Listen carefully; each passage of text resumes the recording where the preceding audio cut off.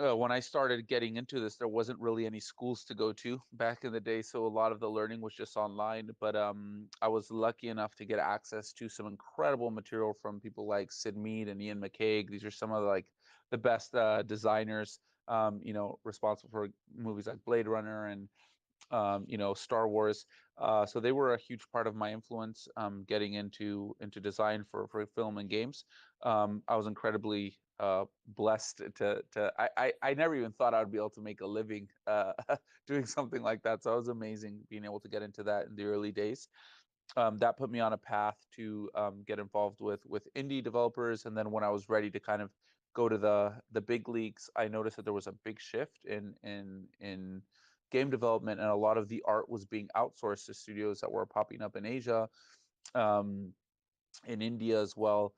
So I was like, all right, well, most of the artwork for the games of the future is going to be done in these outsourced studios. So instead of going to a big studio, maybe in the West, I would start working with studios that were growing very quickly in Asia, and that's what I did. And I started working with some of these studios. That led me to start getting involved more with art direction, and that put me on a path to finally decide to open up my own studio. Um, I think there was like this moment, this realization where I was like, the final product is affected by so many things that have nothing to do with art, right? Which have to do with the way people, the culture of a company, the way people are treated, the communication, the standards, the excellence that is expected, and then at the same time, the flexibility and the humanity in the work. And it's just there's so many things that involve this final product that I was always kind of chasing. So I was like, all right, instead of sitting on the sidelines, I'm just gonna give it a shot. So we started a team of we were 5 artists at the time here in Argentina in a co-work, and the big mission statement was like, we're gonna be the best team that makes characters for video games. And it was a little silly because at that time there was no studios in South America making art for video games, um, for the big titles, right? So it was a huge challenge. Um, and in 5 years, I can say that I think we're achieving a lot of those goals. um, and about I would want to say like around like 2 years ago, we started developing products and tools to help developers create characters very quickly for games, because the cost in games is going up like a 20% every year, and it's basically the growth in that segment isn't keeping up with the cost. So that there's obviously going to be a problem there. We realized that games were going to get bigger and bigger, and they were going to need better ways of making characters at a more cost-effective way, and that led us to build tools, and we started building what we're calling the visual wallet right now, which we can get into later. And then around August, we told our team, and we communicated to our team after a lot of counseling and between ourselves and the leadership, that we were going to switch directions. Instead of making a B2B product, we were going to make a B2C product, which basically we were going to make a product specifically for the public, because we believed the same way, back in the day, it was like there's a computer in every home. Well, we believed everyone was going to want their own avatar. They were going to want their own visual representation, and that a lot of the experiences of the future were going to be virtual experiences, and they were going to be immersive and interactive. And we were very well positioned to be one of the most competitive companies in this space. So we took a huge bet. We shifted directions, and we took about a year to finally decide, like, okay, NFTs are the place where we're going to really plant the flag and where we're going to grow our community. And that was a huge decision for us coming into the NFT space. And we announced our project in December, and fast forward a couple months, and here we are. Ta-da! A couple of days away from the launch. Wow, that's amazing. Like knowing that you had such experience in real world, dealing with gaming at, you know, um, in another field, but in gaming, and then wanting to bring it to Web3, bringing your value, what drove you here and motivated you to stay was the public and wanted to bring that quality that you've learned to the public. I think that's incredible. Yeah, it's been a huge challenge, but yeah, I think it's like it's really a perfect fit. When you Yeah. see like the potential of this space, and there's a lot of turmoil, there's a lot of ups and downs. But it's just so exciting to be in a space where nothing's been decided yet. It kind of reminds me, like when I think about it, like back in the day when you could actually explore new parts of the world. I think I always had that kind of romanticism as a kid. I would love those adventure books, and now to actually be in a position where you're like, hey, we can actually be part of a new story and be part of like the creators of these new worlds and all this nonsense. It gets me So excited. true. So very true. It is. And we're still discovering, we're still in planning stages, we still have so much to build. So that leads me to, who is Collider Craftworks and how are you planning to move the space forward? All right. I think just Tommy, Tommy, ¿me puedes compartir pantalla? Okay, so Tommy's going to share screens now. Um, all right, so who is Collider Craftworks? Well, as I was mentioning, we're a team of character artists, and now we've grown from a team of 5 to almost 100 members. Since we launched our NFT project, we've actually grown aggressively. I think we've added another 20 members to our team in a few months. And yeah, so our core competency is, as I was mentioning, is realistic characters for AAA titles. AAA titles are like the big blockbuster games, which um, the the quality bar is incredibly high, and the demand and the performance is has to be on point. Our core skill set comes to very complex customization systems, which we'll get into later, and we've built proprietary tool sets and process driven pipelines. So, art can be a very messy process, and you want to keep it messy and you want to keep those happy accidents. And at the same time, you want to be process driven and have predictable results. So that's kind of where, what our wheelhouse is. And if you guys see here on the next page, these are some of the games we've worked on. So games like Mortal Kombat 11, which might have the largest amount of characters on some like AAA titles. So you'll see some games that look beautiful, but there's only a couple hero characters. In games like Mortal Kombat, you have hundreds of hero characters. So the challenge is completely different.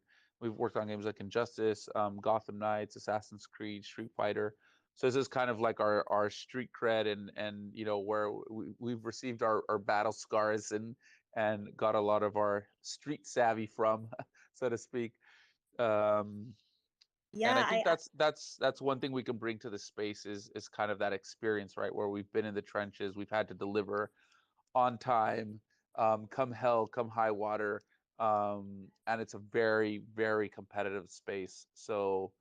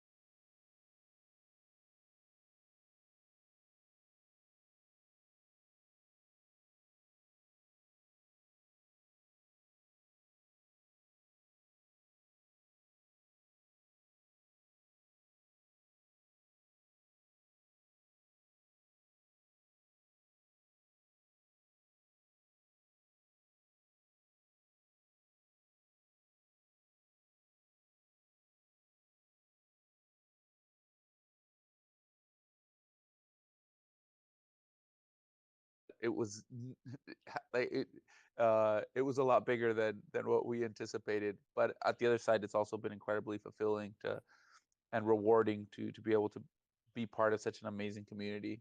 So yeah, there was a lot of learning, and on the other hand, you feel very confident in the core competencies that you have, right? yeah, definitely. And I love that you knew the value in the Web3 community, and you used people that were here and, like you said, didn't want to be experts but actually grow together with other people. I appreciate that. So, Gus, going into my next question, what is Cipher? What inspired this name and this particular NFT collection? Okay, yeah, that's I think it comes from like a lot of different kind of sources and inspirations. I think a lot of us are on our team are, you know, big like Akita fans and you know, Ghost in the Shell fans, and kind of part of our childhood. I think a lot of us inside of the character design space really appreciate some of this kind of cyberpunk aesthetic, and then also wanted to just kind of give it its own kind of twist. So this is also kind of a nod. We thought it would be appropriate for our first collection to also kind of be a nod to kind of the cypherpunk movement, and you know, and kind of that whole thing that was kind of taking place in the 70s and the 80s that actually gave birth to a lot of what we're living in now in Web3, made it possible. So this is kind of taking place in a cyberpunk universe, which also maybe is a little bit more colorful and a little more silly, not taking itself so seriously. Um, but it's definitely like a time of technological innovation and turmoil, and that's kind of where this story takes place. And the stories take place kind of it's real meta, right? Like there is a very real connection between you as a user, as a player, as as someone interacting with these avatars, and then the story itself, right? So hopefully people in this collection will very much feel part of the story, because it's kind of like a riff off of what's happening in the real world. And this collection is, you know, set in this kind of cyberpunk universe. It's inside of this collection you're going to have 5 factions. If you guys are on Twitch, you'll be able to see, starting from left to right, you have the hypers, which are basically very much inspired by the kind of NFT degen culture and some other fun things mixed in there. Then we have Rad Kids, which are very much inspired by extreme sports and motorsports and this kind of living life on the edge. Then you have the Outlaws, which are also a nod to kind of the bandits, the, you know, the Ronin, you know, spaghetti westerns. Then you have what's it called, the Prototype, which are basically these shadow operatives, you know, for government and corporations that have been experimented on to become kind of these killing weapons. And then one day they were just like, fuck this shit, and then they went rogue, and now they're doing their own thing. And last but not least, you have the Chosen, which are also kind of inspired by you know, like the Knights Templar, uh you know, the Freemasons back in the day, these kind of, you know, secret organizations that were kind of you know, these people that they would just seem like everyday people, maybe, you know, a boring CEO of some corporation, and then behind the scenes they're doing all sorts of shenanigans. um so yeah, these are the 5 factions. Awesome. And I'm glad that you guys brought about the cypherpunk movement, you know, in the late 80s and to 90s, because you're not only innovating, but you're educating on history, you know. They wanted to achieve privacy and security, and these are things that we demand now today in Web3, and they were fighting for that. So I think that's really good that you're also educating as well. Yeah, I So, mean, mhm. none of this would be possible, right? Like when you think about Yep. you know, the crypto punks, like the real crypto punks, right? And kind of where how this whole thing got started and what was like the original intention. I think it's really easy to kind of get caught up in the NFT space and kind of lose track of essentially what is really being, like, what's at the very like foundations of the technology and what it's capable of. Hopefully inspire us to aspire to these kind of standards and this greater vision that NFTs really have the potential for. I think it's easy to kind of get up caught up into like the day trading and the flipping, and it's like but really NFTs have like a massive potential long term, and hopefully we'll bring a little bit of that into the space and live up to some of these ideas as well.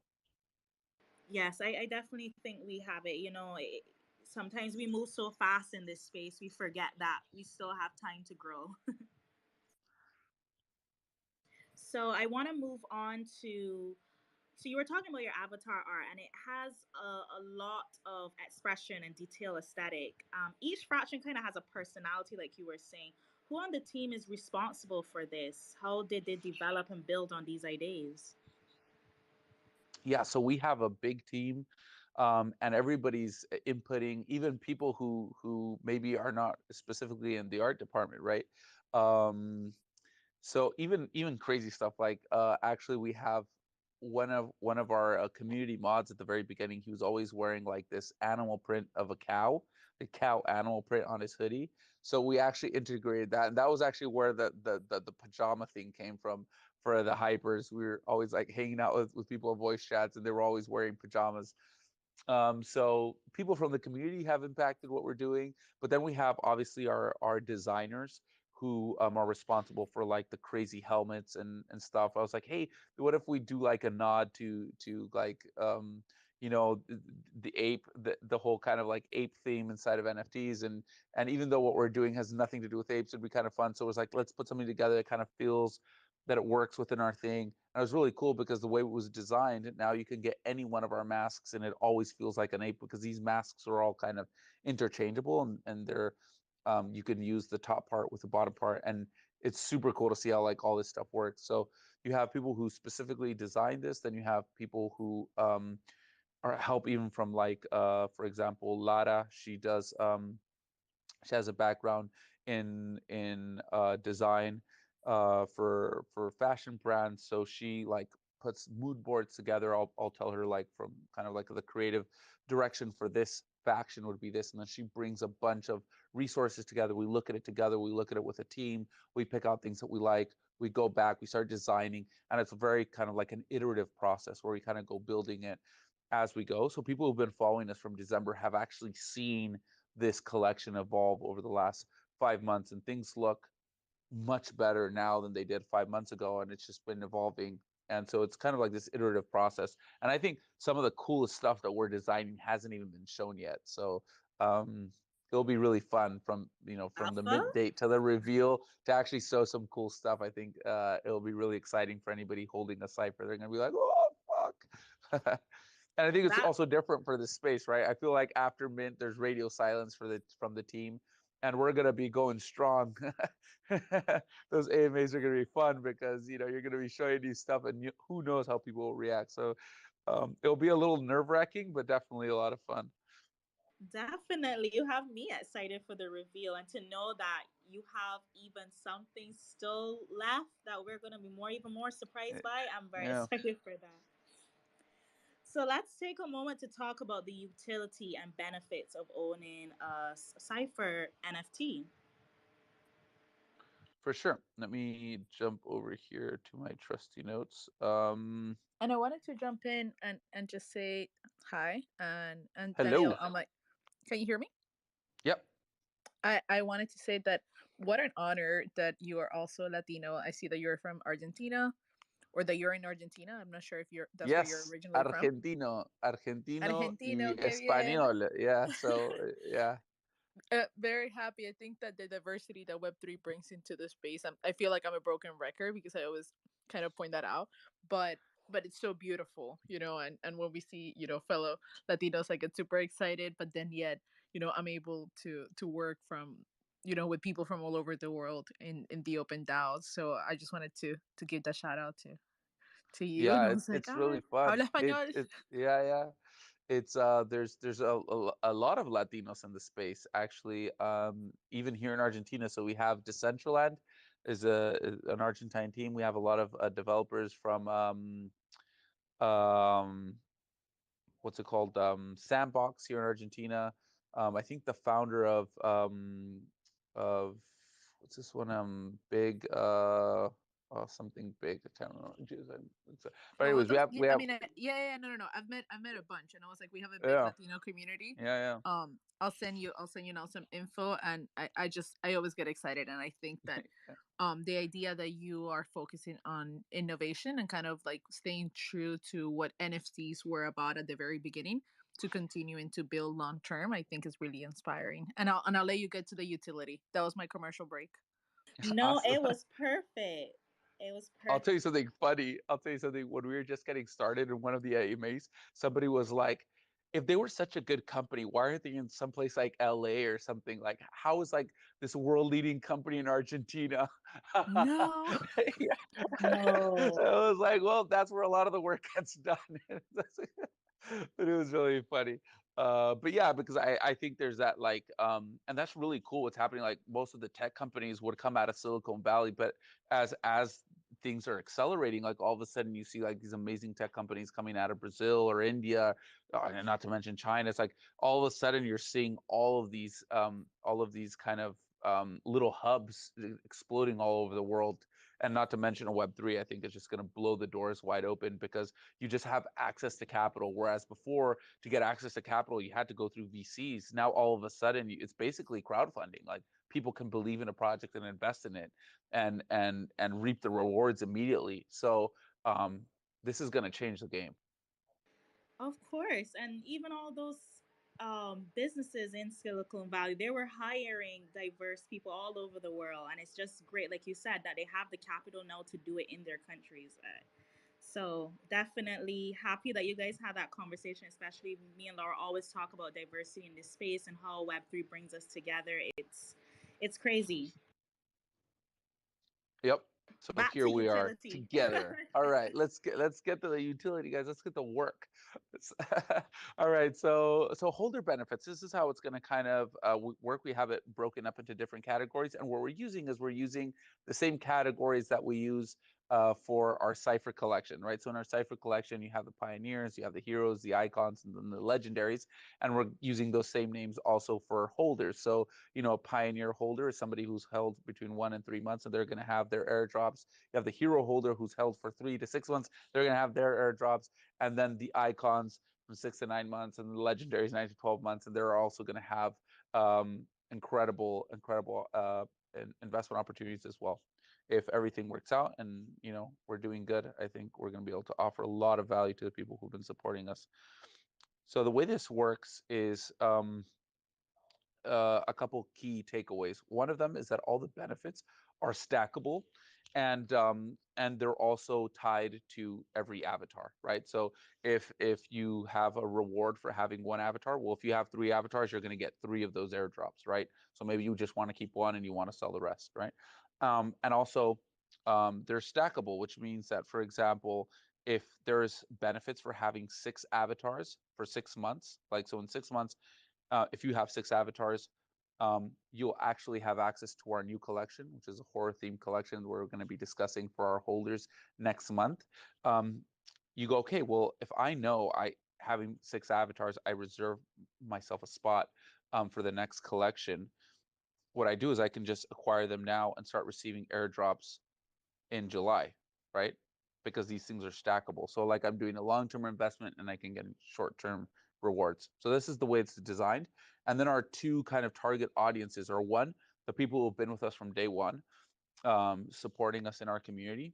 And then two, people who want to come into our community and really want to support us and kind of come in more from kind of an investment standpoint. So people who maybe don't have time to be in our server, but want to come in and buy several avatars. So the way this works is that it's either the amount of time you've been holding or the amount of avatars you're holding, right? So we're going to jump into this real quick. So the first airdrop is for people holding an avatar or who have been holding an avatar for more than a month, right?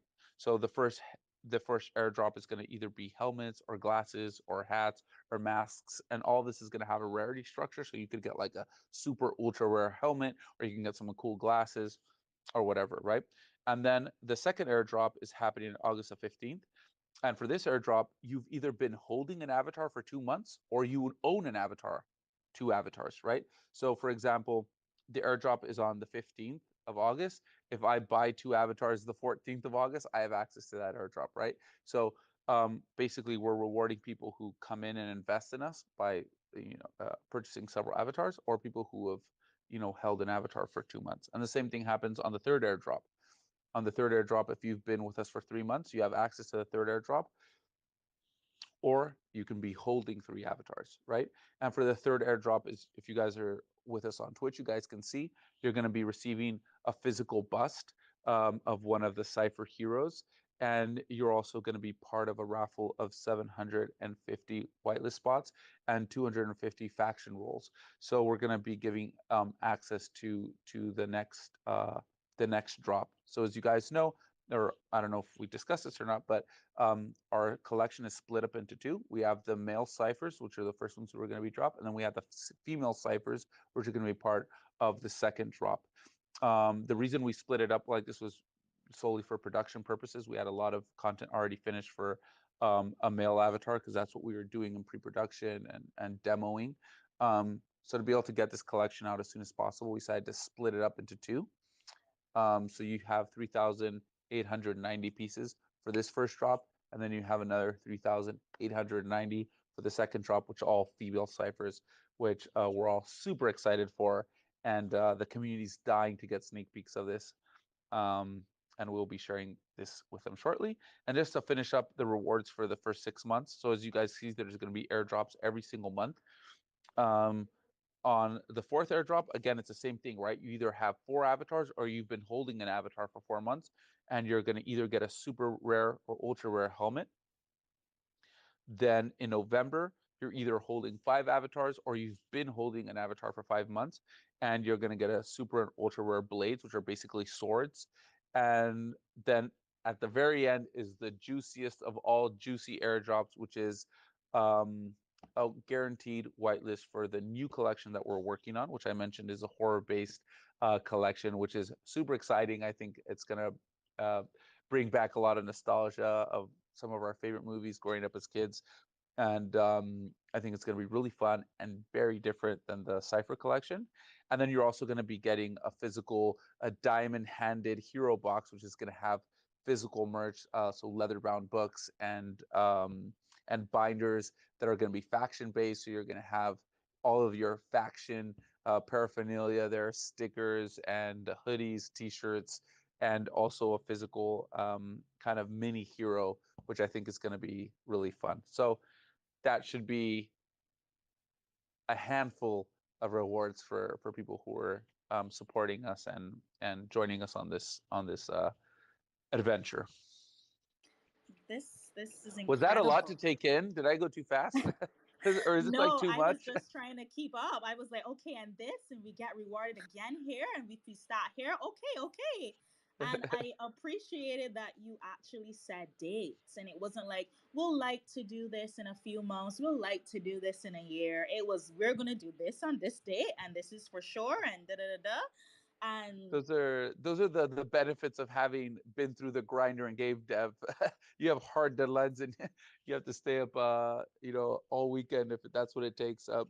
Fortunately, we've been able to build like really good systems, and we have an amazing group of producers and a very veteran team. So we don't do the crunching so much anymore. But yeah, we've built a very disciplined and structured team by now. So that is one of the benefits.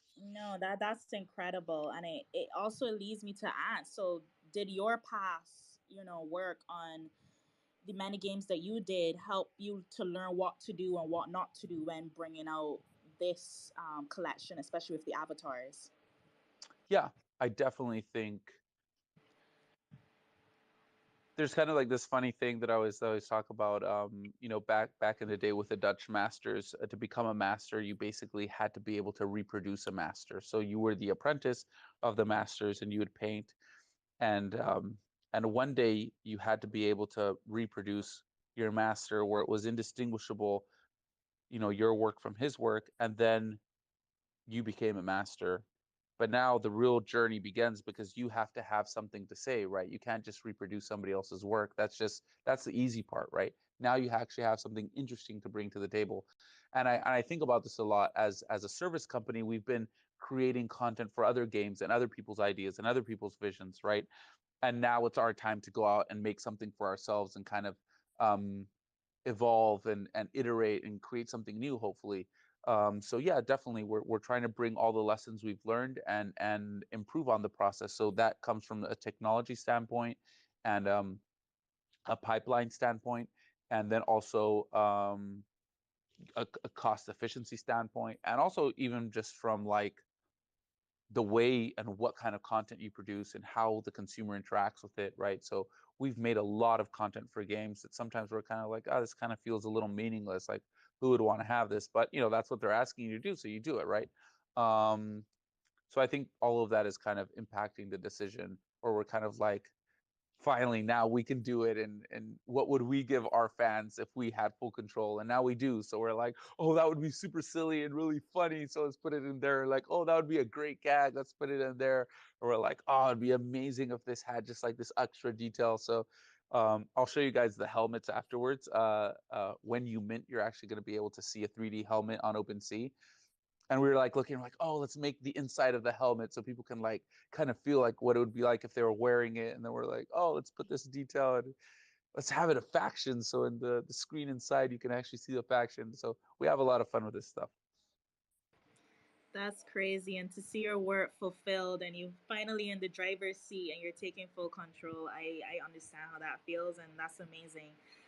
Um, I also wanted to talk about, because I think you mentioned a little bit, the mosh pit. This is multiplayer, right? Yes, it is. What can Let's people see here. expect from that experience? All right, so unfortunately this sharing my screen for whatever reason. It's kind of um it's a little bit like you don't see. It's ready to share, Tommy. You don't see like all the graphic fidelity. So for that, you can either go on our website, or you can just see some screen grabs from the editor. So this is what you're seeing here. This is what we're calling the visual wallet, which is basically where you're going to have your avatar, and you can see there's all these items. Obviously you won't own all these items at the very beginning, but there'll be a marketplace where you can purchase items, and you can see the items that you own, and the ones that are up for sale you can trade and lend, or who knows. We're working on several ideas there, but basically you have all of your digital items. You can customize your avatar. And right now, what we're showing you is the tool that we use to create all of these avatars. So the way it works nowadays, traditionally in game production, to create a character will take you something like 2 to 3 months to build. But the way we've done it is we've just built all of the assets, brought them together, make sure that they all work together. It's a very laborious work. Each one, you're talking about hundreds of assets all working well together, deforming correctly when the avatar is animated. So uh, the the QA process is going to be brutal, but basically all of this content works together, and then you can bring it into, once you've kind of designed your character, then you can bring it into games and experiences. Some of them will be designed and built by us. Some of them will be designed and built by third parties. Some of them will be games. Some of them will just be beautiful environments and experiences with music. Some of them, who knows what people will be building in the future, interactive music videos, all sorts of stuff. The first thing we're releasing to the public is this game called the Mosh Pit. Um, the pre alpha demo that people are going to have access to is not going to be multiplayer, but once we release this as an alpha, it will be multiplayer, and you'll be able to jump on, play with your friends, shoot the shit, and earn cool rewards. We're not attaching ourselves to a play to earn model, but we definitely want there to be rewards and for it to feel rewarding, right, when you play, and for you to be able to earn cool stuff. So this is a little demo that we did for a collab with the Journey Club. And so here you can see a player has to kind of decide what box to open, and aha, he opened a box with a beautiful Journey helmet. And this is basically just to kind of give people an idea of what is possible here when you have IPs and brands and creators and influencers who want to be part of this ecosystem and all of the potential there is here, right? So yeah, I hope you guys. Awesome. Unfortunately, yeah, this is stream, so you're not being able to appreciate all of the detail. Yeah, But I know, but I did go on your website, and it's, first of all, it's aesthetically pleasing. If people, if you haven't done it yet, do that. But it's very detailed. It gets you to the point. It breaks down everything really well. So I appreciate that. Um, so I wanted to ask too, why this collection size? We know it was reduced for a bit. I wanted to know if there was any significant meaning behind that. for the size of the collection.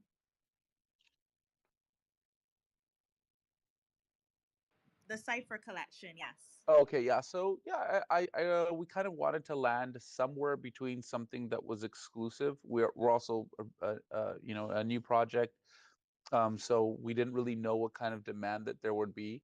We wanted the collection to feel varied when during the day of the reveal, and we also wanted it to be big enough where people can participate and jump in. It didn't feel like the super exclusive thing that was impossible to get. So I think we went back and forth between something like 7,000 and 10,000, and then we just landed on 7,890. So I guess it was kind of like we're like, all right, that feels like a good number. We think we'll have enough spots for the people in our community who are very active. We'll have enough spots for people who want to support us outside from other communities and do good collabs, and at the same time keep it limited. And by splitting it up into two drops, it even feels a little bit more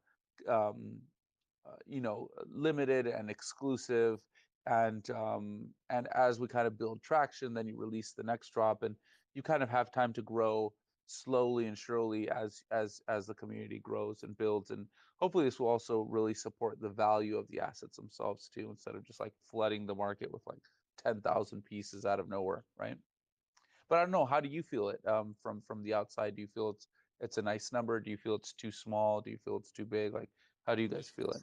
No, I actually love the number, and I saw the reduction, but I was saying I now you explain it, I get it. I get it immediately, and I like that you guys worked and came back to it. It wasn't like, okay, this is what it is.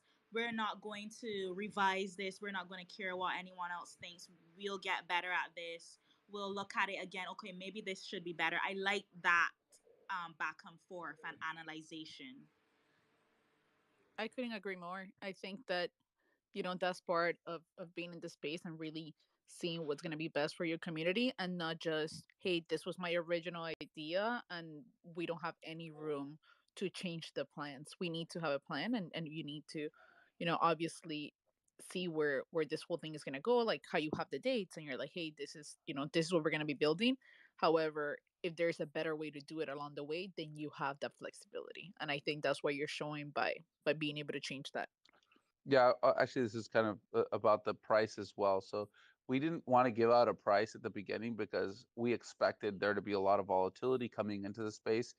And growing up in Latin America, we have like a 40 to 50% inflation per year. So we're used to things going up and down very quickly. Um, so we didn't want to give out a price. And then finally, we came to the community. We were like, okay, look, our target is, we didn't want to set a price in ETH because we didn't know what the price was going to be the day we minted. So we're like, let's wait a little bit, see what happens to the market. But the community really wanted to know. So we're like, all right, we'll tell you guys what our target is. And our target was around $1,500. And at that time, it was around 0.5 ETH. So we're like, we're telling you what the dollar kind of target is so you guys can know where the price is going to land when you get closer to mint. So everybody understood this, and we spent a lot of time sharing with our community our process and why things cost what they cost and all this stuff, right? So um, what happened, as you guys know, last week, and at that moment we discussed internally, and we were like, all right, let's adapt to the situation. Our target was $1,500, but people have taken a huge hit, and just zero point 0.5 ETH is already going to be difficult for some people. So let's make sure you know they don't, like, there were some people who specifically bought ETH for this drop. So we were like, it's going to feel like they have to even pay more and all this kind of stuff. So let's just freeze it at 0.5, which was what we'd said originally. So I think for some people outside of our community, it feels like a high price point. I think internally in our community that really understand what's gone into this, and from a technological standpoint, from a production standpoint, they understand the cost. I think people were like super happy. They're like, "Oh my God, thank you so much." um, so yeah, we have a very clear direction and roadmap, and then we also try to be flexible and adjust um, to the needs of the community, which is also the mint date, right? So people were like, "Why is it taking 40 days?" Well, we knew that the we'd have everything ready on late June, but then we started realizing that in our community, people were getting a little antsy because they had been around for a long time, right? From December, some of them, and we just wanted to give people the power to decide whatever they wanted to do with their spot. So we're like, all right, let's let people mint, and they can do whatever they want. If they want to hold on to the collection, then and they can hold on. If they want to trade it, they can trade it. If they want to sell, they can sell. They can do whatever, but the power is in their hands. And that means there's going to be a longer wait till the reveal, but at least they have the power to kind of control what's happening. And that's why we decided to. And this was in direct response to what we were feeling from our community. And I think everyone was like super excited to be able to mint sooner rather than later. So yeah, it's a game of trying to figure out what people need, and also making sure you're true to your original goal and objectives. Transparency in this space is valued highly. So I think that's why people appreciated it, and that you were so transparent. You explained your reasons why. And yeah, I think when you're transparent, you can't go wrong. So we're soon going to bring up some people for questions. Also, if you aren't comfortable with coming up, you can slide into our DMs. I'll answer your question for you. But before we dive right into the audience, let's get to know all the details of this awesome mint. We said a little bit about it, but like, what do we have to prepare for on May 20th? Where do we need to get all the information we need to get? And how do we prepare ourselves? All right, so I'll give you guys a little sneak peek of the mint page, which I just got yesterday, which was really cool. I was very happy to see this. So this is what you will be minting. This is an Jesus Christ, a GLTF, which is a 3D file format, which is new and is being supported by OpenSea. Here's the inside of the helmet that I was telling you guys about. Um, let's see, can zoom in here so you have the little icons of the hypers. And so this, when the day you mint, you're going to be getting one of these 5 helmets from the different factions. So you're not going to be able to decide what faction you mint, but you will know what faction you ended up minting. And inside of our community, there's a lot of excitement around the different factions. So people are going to want to trade or switch factions or buy several of one faction. So I think this is going to be really fun, and at the same time, give people a little sneak peek of what they will be getting in their avatars. And I think it's also going to be really fun on OpenSea to see these 3D assets, and you can share them with your friends and the like. So this is what you're going to be minting on mint day. And what you need is that you need to have registered. You have to have you have to go through the certification process. So basically, anybody who has a whitelist has a siphonatic role. Then we ask, we have a form where you fill out, and the reason we're doing a form is to really get a good idea of who's in our community, kind of how our community is kind of structured, to be able to deliver the best services possible, and also make sure that there's no bots, and it's really a strong group of people who really believe in what we're doing and understand what we're doing, right? So you have this, you get your certified role, and then you're basically ready on mint date. You just come in, connect your wallet, and it should tell you, you know, how many mints you have available to you. So most everybody just has 1 mint available. Some people have 2 because of, like, let's say an OG roll or something like that. And you won't be able to mint more than 3 per wallet. You won't be able to mint from a hard wallet. You won't be able to mint from a contract. These are all kind of security measures we're taking to make sure this mint is not compromised at all. Um, what else? I don't know if I'm forgetting anything else. Let me see. You, you Uh, that's pretty much it. I think the big reveal is in June, right? Exactly, exactly. And then I'll show you guys real quick here. So we're going to be minting the 20th. And then before the reveal, you're going to have access. Anybody holding a cipher is going to have access to the visual wallet. So you're going to be able to, this is not the final release to the public. This is a pre-alpha demo. So you're going to be able to get a sense of what it's like to be able to edit your avatars. And then we're also going to have access to the game. And after that, then we're going to have the reveal. So in the between those 40 days, there's going to be a lot of content being released, a lot of sneak peeks from the collection, and people will actually be able to use these tools and have these experiences with us. That's awesome. Thank you so much for sharing all of that. Now we're going to bring up some people from the audience so we don't go over time. NFT Bag, do you have a question for Daniel? Yeah, hi. Thanks for having me here. And the entire email has been good, very informative. Daniel, I have a question, not one, just I'll have a two-cold question and I'll get off very early. My question is like we have heard a lot about you speaking about faction, but which one do you associate with the more, as in the most out of the five? And the second one is that we already know that the team is like approximately 100 people, right?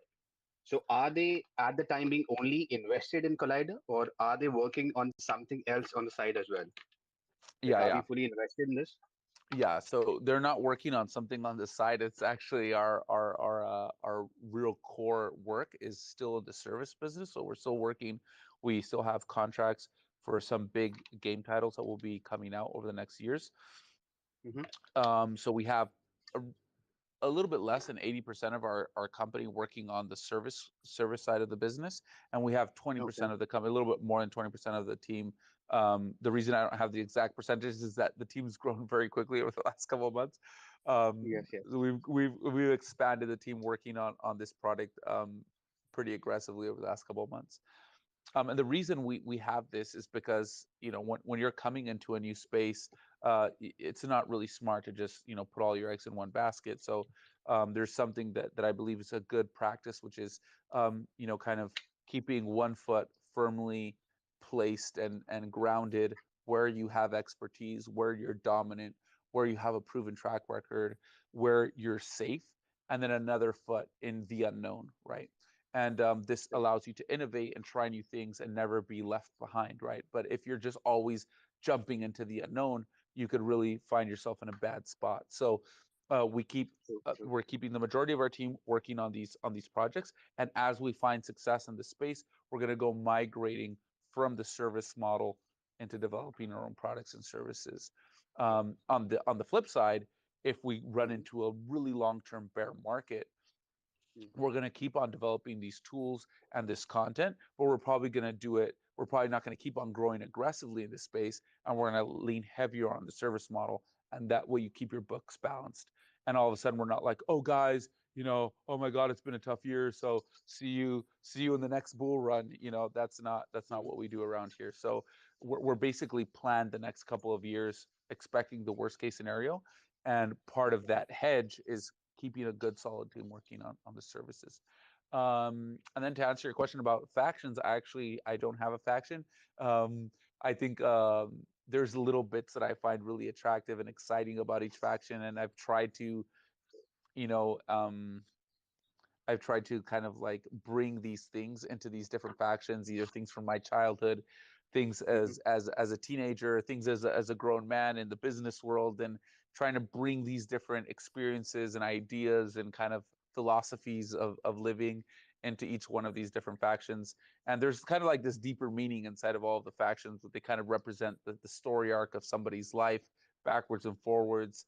So you kind of start becoming more as a child as you get older, and then when you're a child, you kind of grow into the system and have to get a job, and then you kind of try to reconciliate being inside of a structure, inside of maybe a corporation, with who you were as a child. And there's all these kind of things, these kind of deeper meanings inside of the factions, that I've tried to just pull from my life experience. So there's a little bit of Sure, for everything in sure. each faction.